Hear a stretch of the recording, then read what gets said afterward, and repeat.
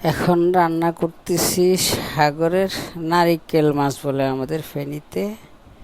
1 চামচ হলুদ, 1 চামচ মরিচ, 1 চামচ ধনিয়া দিয়ে, টমেটো, পেঁয়াজ, কাঁচামরিচ, রসুন দিয়ে তেলের মধ্যে মশলাটাকে ভালো করে কষিয়ে নিচ্ছি, সাথে স্বাদ মতো লবণ দিয়ে নিলাম।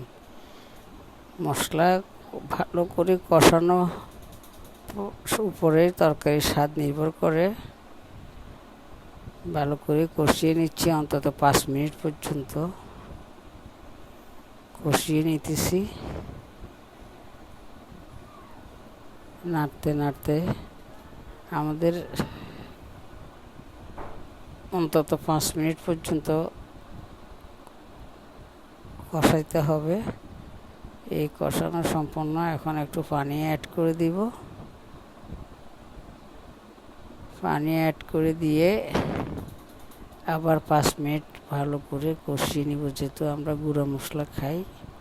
কষানোর পরে মাছটুকু দিয়ে দিলাম।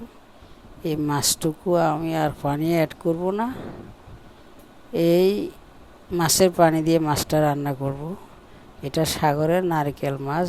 সাগরের মাছ ওমেগা ফ্যাট 3 এবং খেতেও সুস্বাদু, কিন্তু দামও অনেক বেশি।